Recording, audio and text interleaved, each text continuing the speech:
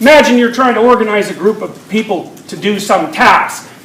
You know, like maybe they're in a row and you have to fill in a hole in the road, and so you have to put people in a row and you hand rocks down the line. You know, if you've got one person in there who's trying to put rocks, make the rocks go the other way, or dropping them or something like that, well then obviously the entire structure is not going to function properly, and it's because there's an internal inconsistency in it. And you know, it's a fundamental presupposition of logic. It's maybe the most fundamental principle of communication, that a thing can't be itself and something else at the same time. That's the principle of non-contradiction, right? And so the hypothesis here would be that you have to follow the principle of non-contradiction with regards to the organization of your own self.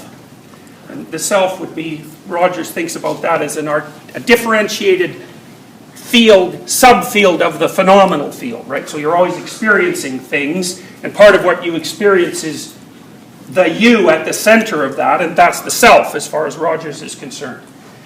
And the proposition would be, you have to organize the self in a non-contradictory manner, or, well, or what? Well, or you feel negative emotion. Now, he would think about that as anxiety, generally. Yes? What about the people who construct a narrative around the task in order to make it more permissible according to their self-system? Well, that might work. You know, I mean, that's a very good and complicated question. Because what you're asking is, well, why can't you rationalize effectively? That's really, well, that's a postmodern theory, I would say, in some sense. Because the postmodernists like to claim that there's nothing outside the text, right? And that things, in some sense, are infinitely malleable.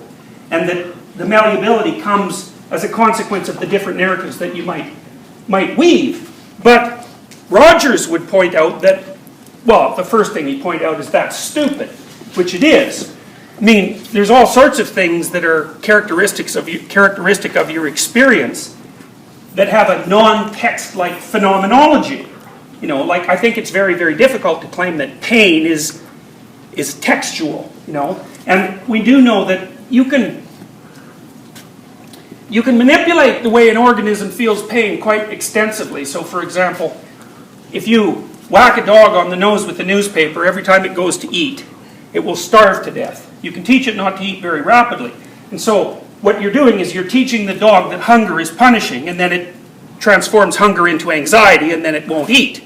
So the reason I'm telling you that is because even something as fundamental as hunger, which you might think about as a basic phenomena, can be modulated by learning.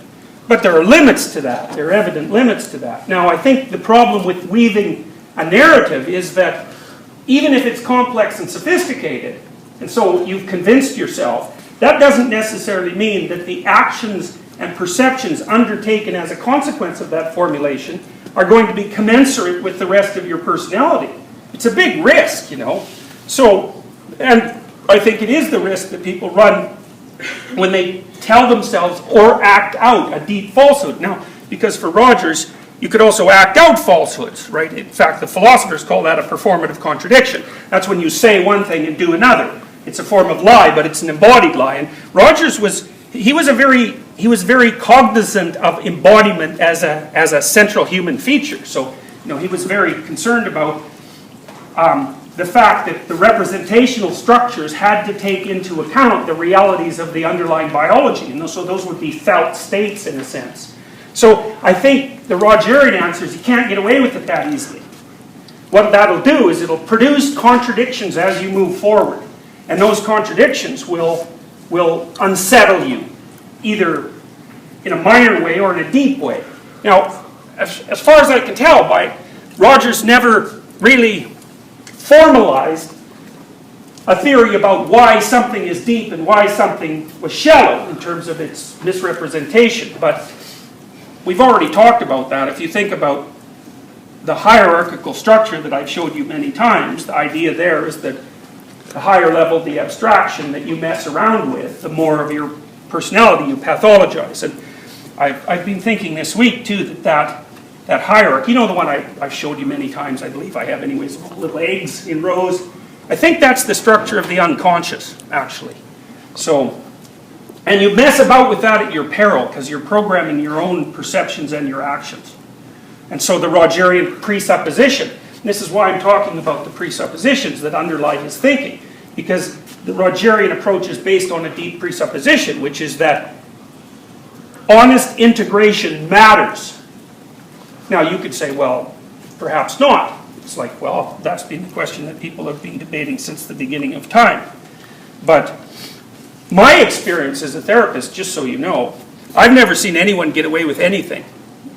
I think every time you do something that you know isn't right, you're going to get walloped for it sooner or later. Now, you may have blinded yourself so badly because of your misapprehensions and deceptions that you can't see the causal connection between what you did and the punishment. In fact, sometimes it takes years of psychotherapeutic investigation to lay out the causal narrative, you know. But why would anybody ever think they can bend the structure of reality and get away with it? You know, to me it's like, you know, those plastic rulers. It's like you can hold one of those in front of your nose and bend it forward, and that's fine, but as soon as you let go, it's going to hit you in the face.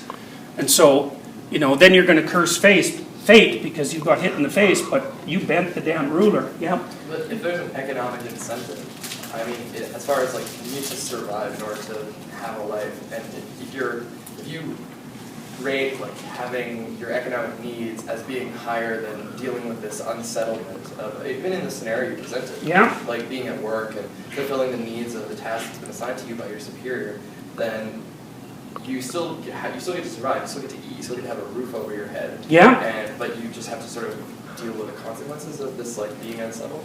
Well, I mean, look, so I would say sometimes people are put into positions that unsettle them and they don't know what to do.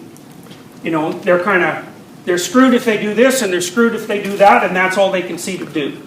And people get put in those situations all the time. But, and I'm not really going to talk about those except that people really suffer for that, you know.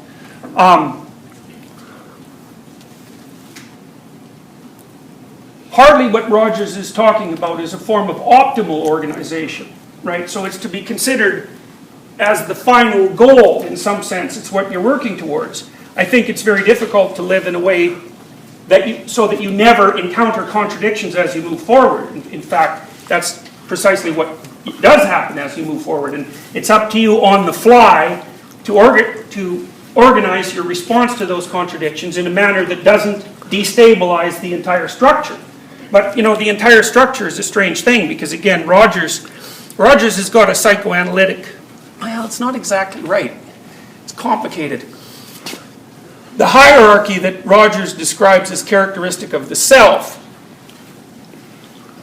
this is something he doesn't discuss that much.